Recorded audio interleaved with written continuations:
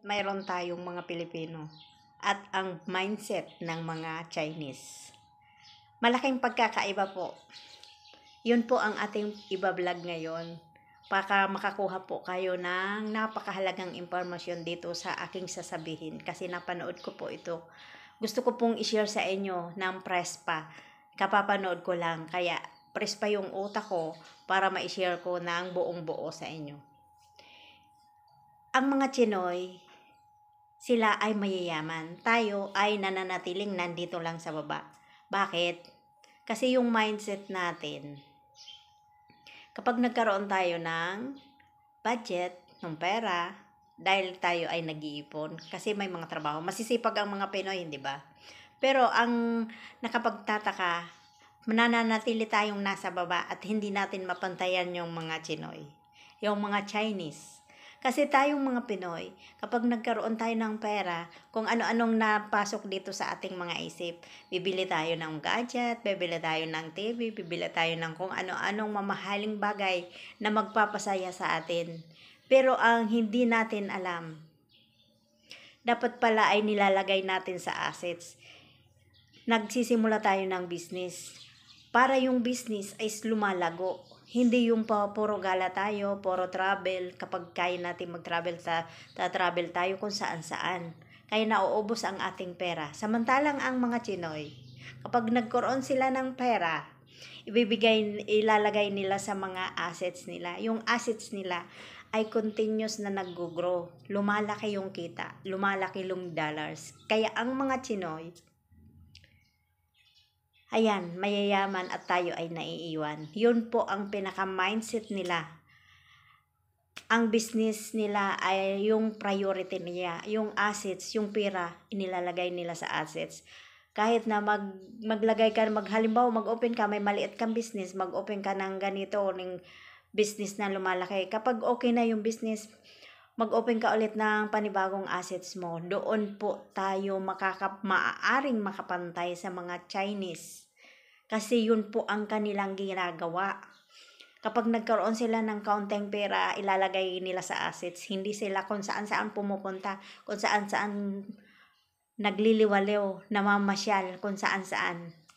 Hindi sila ganon. Hindi gaya nating mga Pilipino, kapag nagkaroon tayo ng kaunting pera, tatravel tayo, bibili ng sasakyan, yung sasakyan, nagagamit natin pero hindi yung kumikita. 100%, 100% walang kita yung sasakyan. Malulugi pa tayo doon. Kaya, kung kumita man tayo, napupunta lang doon, ipagpapaayos, ipapagawa. Ayan, kaya doon po, nagiging stop ang ating income. Dapat po ilagay natin sa pinaka-asset. Mag-open tayo ng business na yung business na pwede natin pagkakitaan. Na magkakaroon tayo ng branches. Yun po ang ugali ng mga Chinese. Kaya sila patuloy na yumayaman at tayo ay nananatiling nandito kasi hindi natin sila magaya-gaya. Kasi ang alam natin magsaya hanggang sa maubos ang ating budget na pinaghirapan at magsisimula ulit tayo sa umpisa. Lagi tayong magsisimula sa umpisa kapag hindi natin yung binago ang ating mga mindset. Kaya dapat pala kapag nagkaroon tayo ng kaunting halaga, kaunti man yun, ilalagay natin yun sa assets natin. Mag-i-open tayo ng business na tama lang doon sa ating mga naipong halaga. Then, kapag siyempre nagtatrabaho tayo, masisipag tayo mga Pinoy, kapag okay na yung business na yun, maglagay ka ng branch.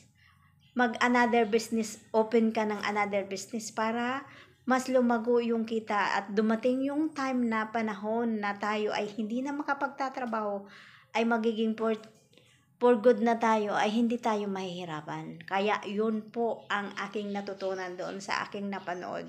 Kaya gusto ko lang i-share sa inyo. Sana po napulutan nyo ito ng magandang aral na tayo ay nagtatrabaho habang bata pa. Sige, panay ang trabaho, panay ang pasyal, panay ganon. Sige, okay lang yun. Pero hindi sa lahat ng oras magiging okay yun. Kasi darating ang time na kakailanganin mo yun. magpahinga. Pero yung assets mo ay continuous pa rin yun. Kaya, kaya sana tayo ay baguhin natin ang ating mga mindset, iwasan natin yung mga loho para na din sa ating kinabukasan. At magaya natin yung mindset ng mga Chinese na patuloy na yumayabong ang kanilang assets. Wag yung payabungin yung liabilities. Ang mga Pilipino, liabilities ang pinapayabong. Samantalang ang mga Chinese, assets. Asset na patuloy na dumadagdag ang kita nila. Samantalang ang Pinoy, pagkapag liabilities, nauubos, umpisa.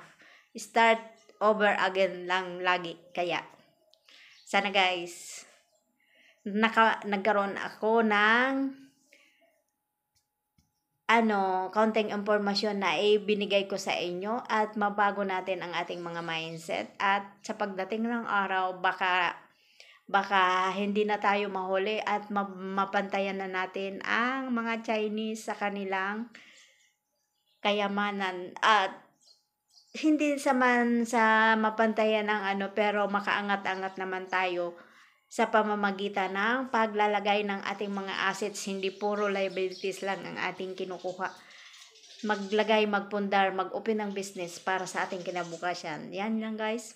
For more tips, follow for more. Bye-bye. Thank you, Lord. Love you all guys. Thank you for watching.